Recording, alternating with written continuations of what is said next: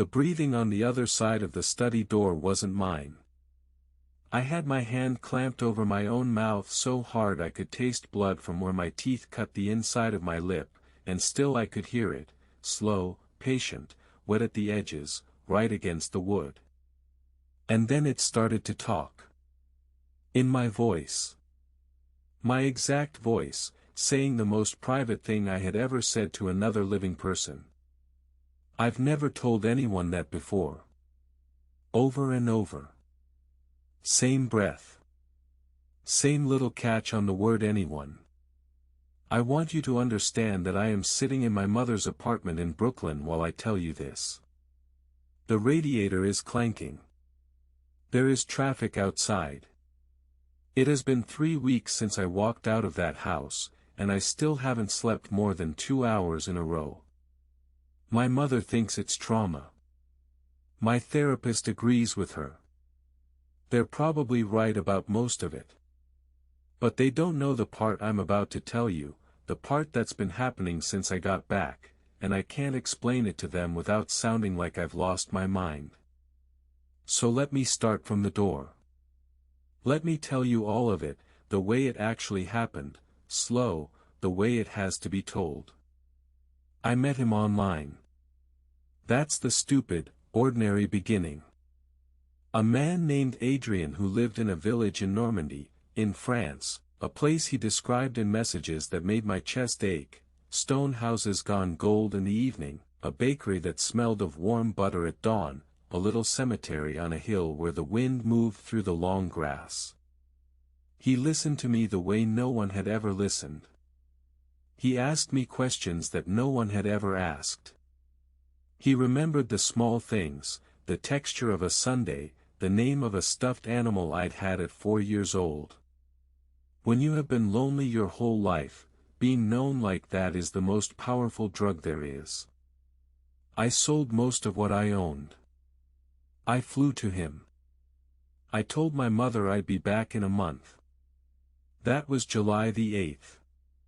The village was called Saint-Lazare, and the first thing you need to understand about Saint-Lazare is that it was perfect in a way that should have frightened me immediately, and didn't. The light was always the right light.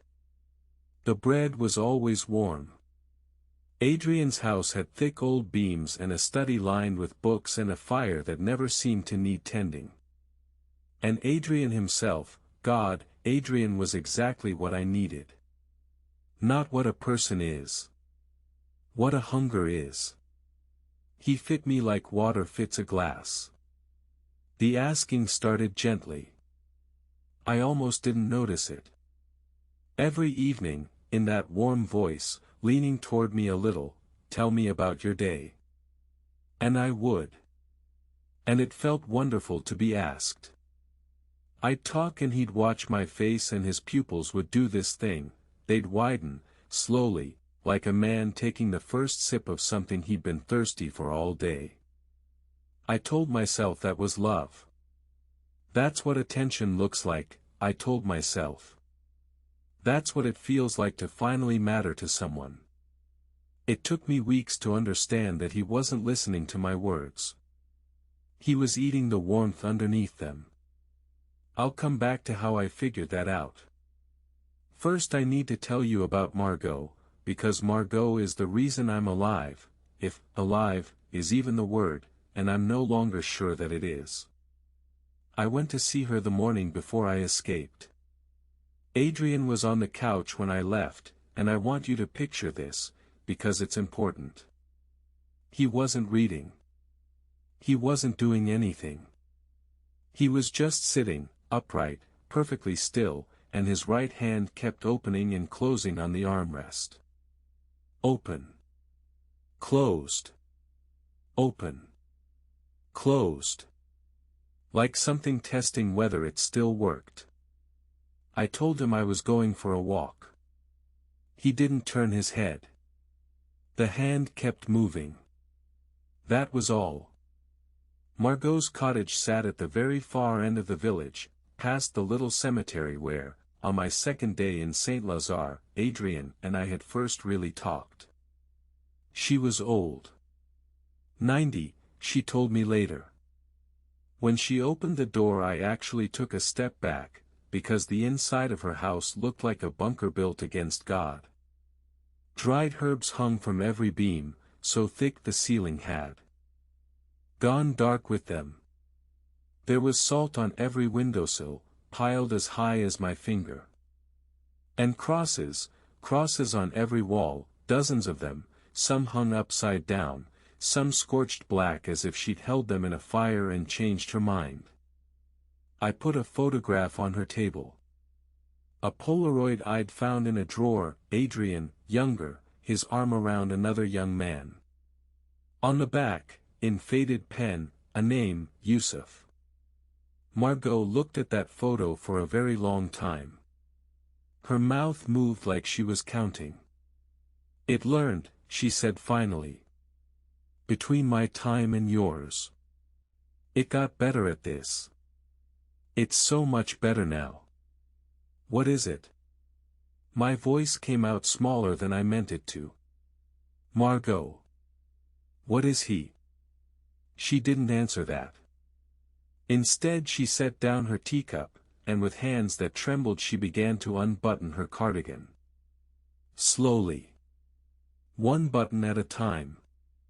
I wanted to tell her to stop, that she didn't need to, but I couldn't speak. And there, over her heart, on the papery skin of a 90-year-old woman, were circles. Rings inside rings inside rings. Smooth.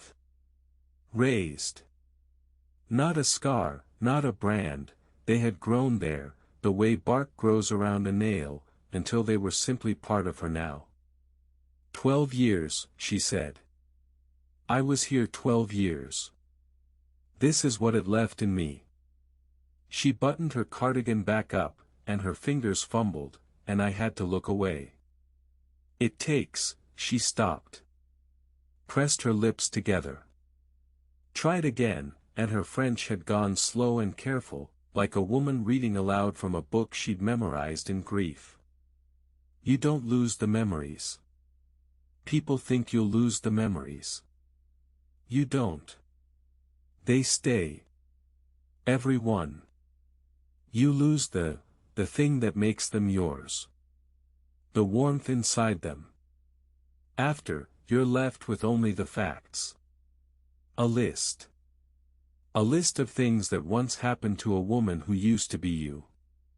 Something knew me better than anyone has ever known me, she said, and her eyes were wet now, shining in the herb dark of that room. It knew exactly how to hold me. Everything I ever needed, before I knew I needed it. And when it was finished with me, when it set me down, I was nothing. Do you understand? Not sad. Not broken. Nothing. An empty chair where a person used to sit. She gripped the teacup again and then looked down at it like she'd forgotten entirely what it was. And I have spent 40 years, she whispered, hoping it will want me again. 40 years. I still dream of being held by the thing that ate me. I wake up and the first feeling I have, the only real feeling I have all day, is the wish to go back. To let it finish. That is what it does. That is the cruelty of it. It makes the cage feel like the only home you ever had. I asked her how to leave. The road's open when it sleeps, she said. Between 3 and 5 in the morning, it rests. The village stops pulling. That is your window. Take nothing with you. Nothing it has touched. And walk. Do not stop. Do not turn around when it calls in a voice you love. I asked her how I would know if I was still me when I came out the other side. She looked at me for a long, long time. The crosses watched me from the walls. I have been asking myself that question, she said, for 40 years. Have you ever felt like something was watching you, not a person, not a camera, but something with appetite? I'd love to know. Tell me in the comments. Because what I'm about to describe is the 4 days I spent learning what it feels like to be food. I walked back to Adrian's house. He was in the same position on the couch. But the hand had stopped. It just lay there now, palm up, fingers slightly curled, and somehow that was worse than the opening and closing. It looked like a hand that had given up. The nights that followed all ran together. Every evening, the question. Tell me about your day. And every evening I gave him nothing. I read. It was fine. Nothing happened. I watched what it did to him. I watched a man starve in front of me without ever once getting up from the couch. And the house got worse. I can't describe it any other way. The beams overhead grew darker, like wet wood, like meat.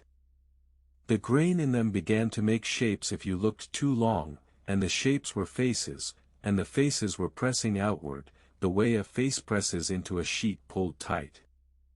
I started keeping my eyes on the floor. One night he asked again, and his voice came from very far away, thin as paper. Tell me about your day. And when I gave him nothing, he snapped upright, his whole body at once, like a marionette yanked by every string, and his eyes flew open, huge, but they weren't pointed at me. He was listening. Listening for the warmth I wasn't giving him. Tell me what you had for lunch, he said, and the words came fast and desperate. What the sky looked like at 4 o'clock. Anything. Please. Please. His voice cracked on the second please. A real crack. The sound a person makes when they are genuinely begging. Good night, Adrian, I said. And his breathing changed. It went into this broken, arrhythmic pattern, 3 in, 4 out, 5 in, 2 out, like a machine that had lost the file that told it how to breathe. His hand lifted off the couch and reached toward my back and stopped, trembling, an inch away from touching me. And under the skin of his arm, under the skin of his face, something moved. Shifted. For half a second his face was not his face, it was a smooth, eyeless suggestion of a face, a thumbpress in dough, and then it was Adrian again, hurt and human and starving. I didn't sleep that night. The beams groaned. The faces pushed. In the morning he made breakfast. Too much of it. Crepes and eggs and fresh juice and coffee, the table absolutely covered, and his hands shook so badly that he'd spilled the coffee in a long brown streak across the wood. But he was trying. That was the thing that nearly broke me. He was trying so hard. I made your favorite, he said, and his voice was bright, eager, the old Adrian, the one I'd fallen in love with through a screen. Well. I made everything. I wasn't sure. So I made everything. I ate one crepe. Mechanically. Chewing like a chore. He stood across the kitchen and watched my jaw move with an attention so total it made my skin crawl. How is it? He asked. Still performing. Still reaching. And I opened my mouth and something almost came out of me. Something true. Something about how my mother makes them thinner than this, almost like lace, with a little lemon and powdered sugar, and how on Sunday mornings our whole apartment in Brooklyn would fill up with the smell of butter and I would lie in bed listening to the pan hiss and feel, for those few minutes, that the world was a safe and gentle place. I closed my mouth. I swallowed it. I felt it go down like a stone. It's fine, I said. He leaned forward. Just a fraction of an inch. And his pupils did the thing. I watched them widen, hungry, hopeful. Fine, I said again, flatter this time, and I put down the fork. He stood there in the middle of all that untouched food and watched me walk out of the room. That afternoon I sat in the armchair and I stared at my own hand resting on the armrest, and I waited for it to want something. The book on the side table. The cold mug. My phone.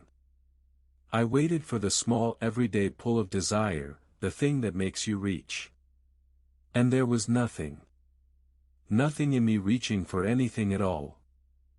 I sat with a stranger's hand at the end of my arm and I understood, with a calm that terrified me later, that he had already taken more than I'd realized. Day 13, he could barely form the question. It came out as a whisper, almost no air behind it. Tell me, about your day. And I hadn't planned to answer. I swear to you I hadn't. But something rose up in me before I could stop it, and it came pouring out. My mother has a perfume, I said. Chanel No. 5. She's worn it for 20 years.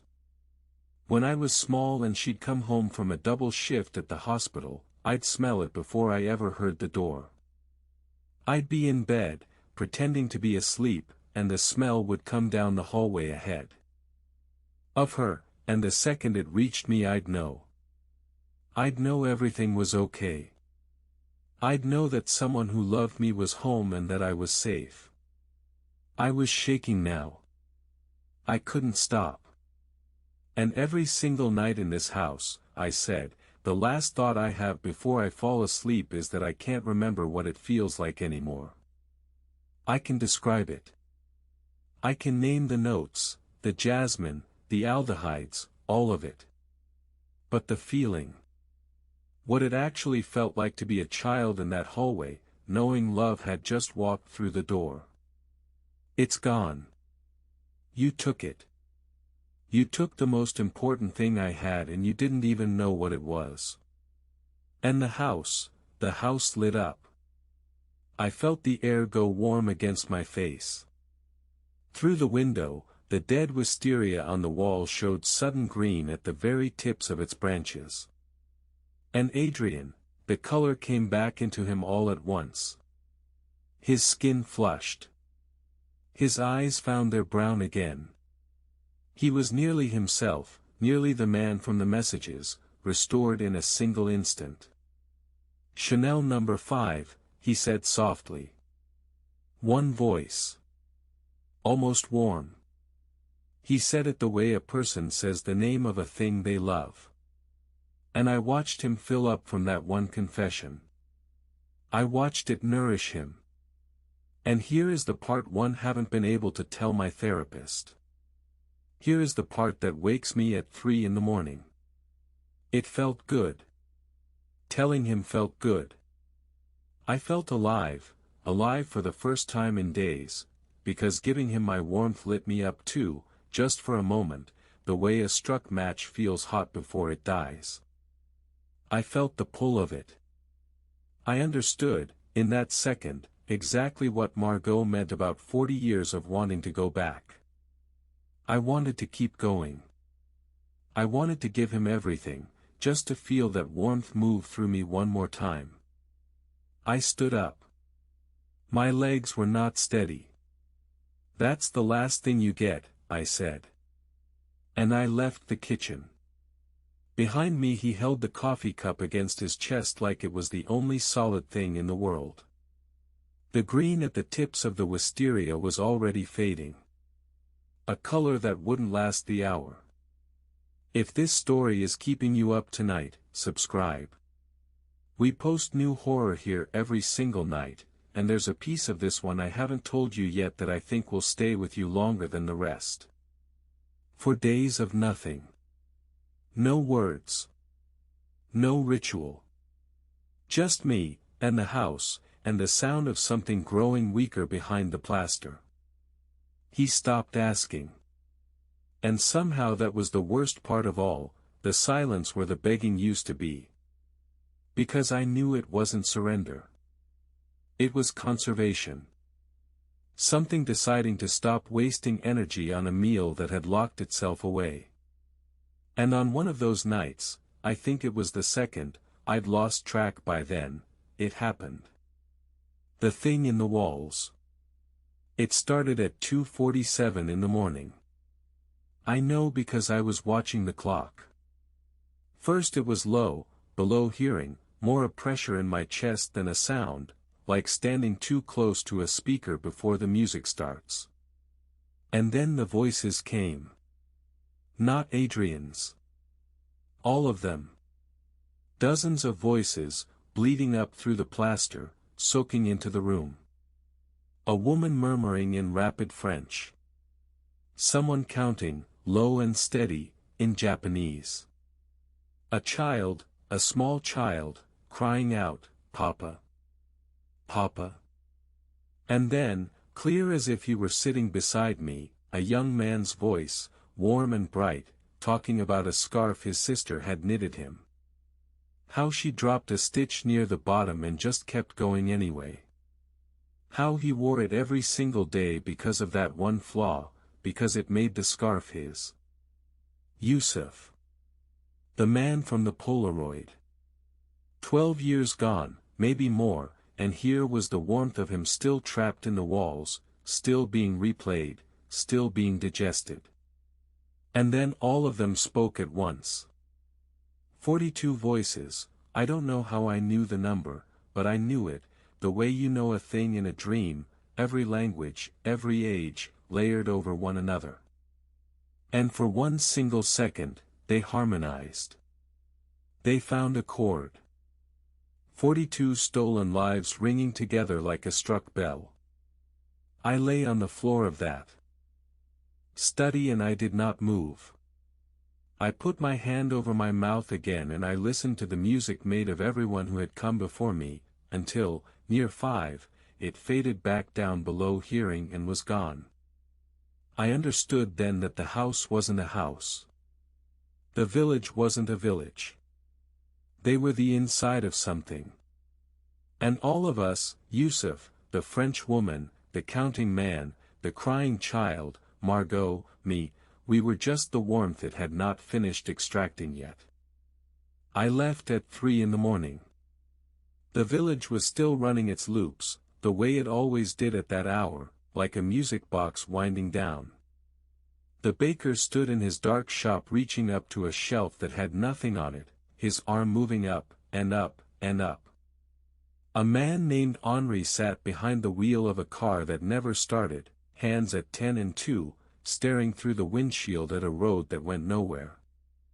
An old man on a bench by the church had his eyes closed and the same gentle smile he'd worn since the day I arrived in August. Not one of them looked at me. I don't think they could. I went past the church. Past the little cemetery, where I saw, and I had to stop and look twice, that the headstones were going smooth. The names sanding away. The dates dissolving. As if the dead were being slowly forgotten on purpose, edited out. Margot's cottage was dark. The door was shut. I didn't knock. I have to tell you honestly, I don't know if she was inside. I don't know if she was even still alive, or if, alive, had stopped applying to her decades ago. I stood at her gate for a moment, and then I made myself keep walking, because she had told me not to stop, and she had given me 40 years' worth of reasons to listen. I took the southern road, the way she'd said. There was a sign at the edge of the village. Saint Lazare, in old painted letters. And as I passed close to it I saw that the paint was peeling, curling away in long strips, and underneath the paint there was no metal, no wood. Just stone. Old, gray, weathered stone, as if the whole village had been painted over something else, something far older, and the paint was finally beginning to flake away. The road went on into the dark. And, this is the thing, it didn't loop. For the first time, it didn't loop. It just kept going. 5 minutes. 10. Packed earth under my shoes. Trees arching overhead, and through the gaps between them, stars. Normal trees. Normal stars. I started to let myself hope. I had a rock in my fist, and at one point I stopped and scratched a deep white mark into the bark of a tree at the side of the road. A test. Then I kept walking. Straight. I never turned. I watched my own feet to be sure. 15 minutes in, the road curved gently, and when it straightened out again I came up into a wider lane, and the tree I had marked was 20 meters ahead of me. The fresh white scratch facing me. I had walked in a perfectly straight line and arrived back at my own beginning. I stood there in the dark for a long moment. Then I did the only thing I could do. I kept walking. Past the tree. Past the scratch. The road narrowed again, the trees crowded closer, the dark got thicker, and then I noticed the sky. The stars behind me were not the stars ahead of me. Two completely different skies, two sets of constellations, meeting at a seam directly over the road, as though the world had been folded like a sheet of paper and I was walking along the crease. I picked the sky ahead that looked more like the sky I'd been born under. And I walked toward it. I don't know why that worked. Maybe it didn't, and I just got lucky. Maybe it lost its grip. But after another 5 minutes, the trees began to thin. And then an airplane crossed the sky. A real airplane. High up, lights blinking, red and white, moving steadily toward somewhere that was not here, full of people with seatbelts and complimentary drinks and lives they were going home to. I stopped in the middle of the road and I watched it the whole way across until it vanished, and I felt the first real thing I'd felt in days. Then headlights, far off, sweeping across distant hills. Then another car. Then a sound I almost wept to hear, the low, constant hum of a highway, tires on asphalt, the ordinary roar of the actual world, which had been right there, just past the trees, the entire time. The road met another road. 2 lanes. Painted white lines down the middle. A little metal sign, D977. And it was the painted lines that did it, because somebody had painted those lines. Some man with a truck and a job and a thermos of coffee and a lunch break. The world had kept turning. People had gone to work. And I sat down at the edge of that road in the gray light and I cried until I couldn't breathe. I walked west along the D977 for an hour. My feet were ruined. I was thinner than I'd ever been in my life, weeks of barely eating had hollowed me out. The dawn came up slow over flat fields, mud and crops and electric fences, the flat gray ugly light of Normandy that doesn't care whether you're alive to see it or not. It was the most beautiful thing I had ever seen. A gas station. Fluorescent lights humming. A bored attendant watching a little television behind the counter. I asked, in my ruined voice, if I could use a phone. He looked at me, filthy clothes, no bag, a face like a skull, and without a single question he handed me a mobile. I dialed my mother.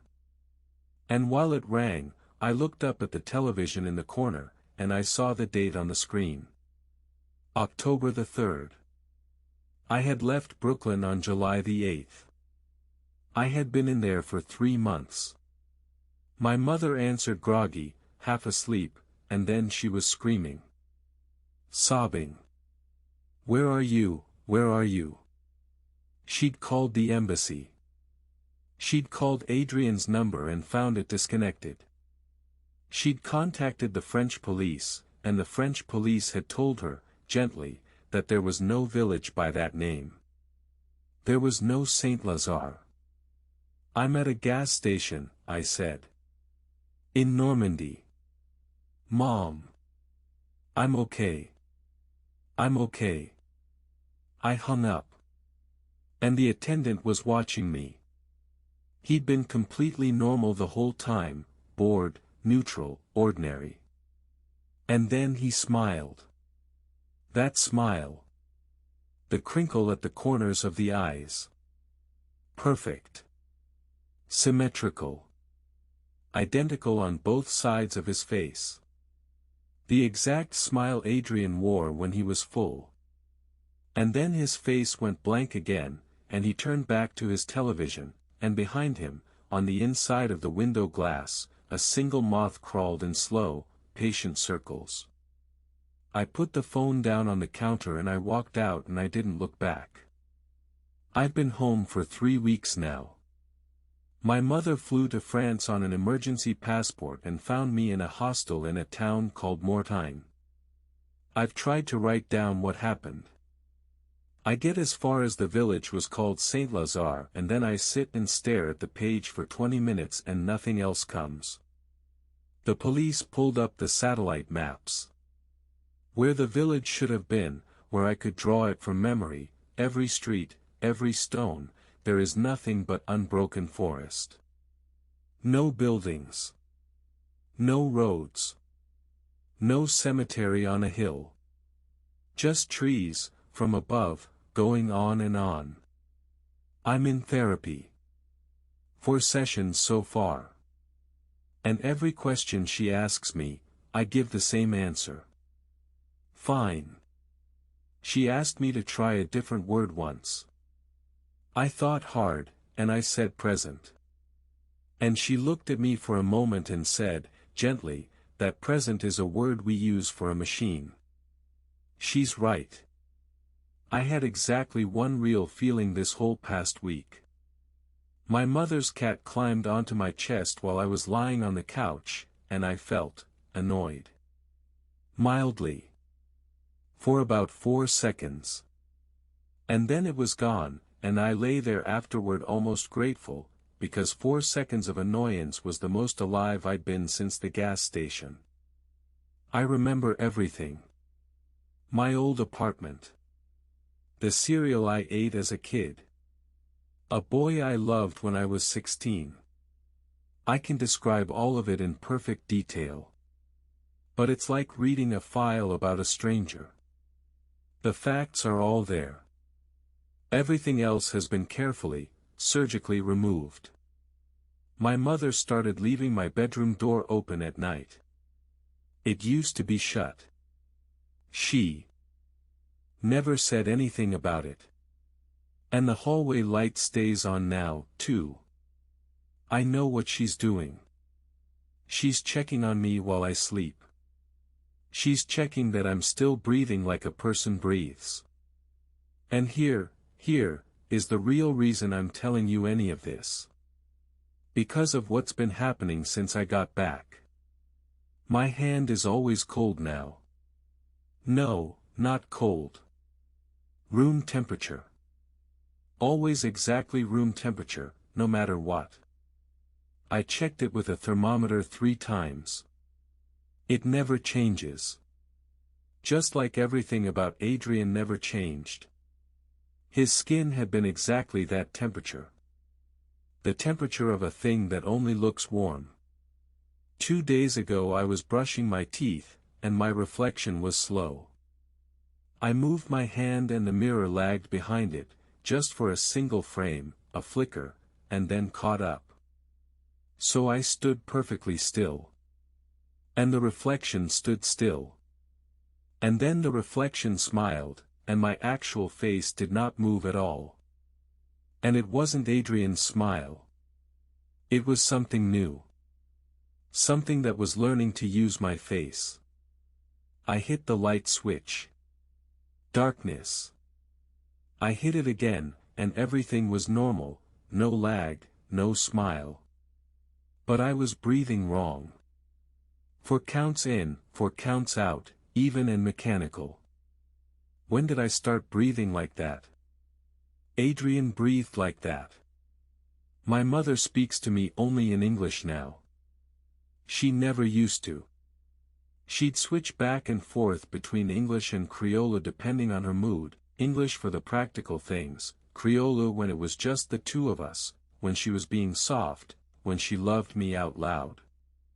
Last week she started a sentence in Criollo, and I answered her in French. Not my French. Something older. Something with a different shape in the mouth. She stopped mid-sentence and stared at me, and I didn't understand why until I heard the echo of my own voice in the air. It wasn't my voice. It was the village's French. The one that came through the walls at 2:47 in the morning. She speaks to me only in English now. I don't think she knows why she changed. But I do. Last night I couldn't sleep. So I picked up my phone, and I opened a dating app one hadn't touched since before France. And I started scrolling. Cold. Detached. Looking at faces the way you'd read a menu when you're not even hungry. Studying the bones. The eyes. The set of the mouth. Looking for something specific, though I couldn't have told you what. And I stopped on a profile. A young man. 26. Just moved to the city from West Virginia. Works in a bookstore. No friends yet, his bio said. And at the bottom, looking for someone who actually wants to know me. That's all. Just someone who wants to know. He just looked so lonely. And I typed, before I even thought about it, before my conscious mind had any say, I typed, "You look lonely." I know exactly how that feels. Tell me about yourself. I hit send. And then I read it back. And my hand went cold against the screen. Because it was word for word the first thing Adrian ever said to me. I deleted the message. I think I deleted it. And I sat there in the dark of my mother's spare room and I genuinely could not tell you whether I stopped because I recognized what I was doing, or because something inside me recognized that I had recognized it, and pulled back the way a hand pulls back from a hot stove, to protect itself. To keep itself hidden a little longer. I don't know the difference between those two things anymore. I'm not sure there is one. This morning my mother asked me what I wanted for breakfast. And I said, "Tell me about your day." And then I caught myself and stopped, my mouth still open. She laughed, standing there at the counter, and she said, "You first." And I almost answered her. I almost did. Something in me leaned toward her, wanted her to keep talking, wanted to hear her voice go warm and soft, wanted to take it the way you take a hand reaching out in the dark. I made my own coffee instead. And I measured the sugar by hand, clumsily, on purpose, so that it wouldn't come out perfect, because the last time I made it without thinking, I poured the sugar straight from the bag and it came out exactly right, perfectly balanced, and that frightened me more than anything that happened in the village. Because that's not a thing people can do. That's a thing it can do. What would you have done? If you'd found yourself in that house, with that question every night, with the warmth being drawn out of you a confession at a time, what would you have done? I gave it almost nothing, and almost nothing was already too much. I still wonder, lying awake at 3 in the morning, whether walking out actually saved me, or whether I just carried the door out with me, on the inside, where no one can lock it. Margot told me the feelings would come back. Some of them. Enough to get through an ordinary day, she said. Enough to pass for a person. They are not coming back. 3 weeks now, and the space inside me where they used to live is not refilling with warmth. It's filling with something else.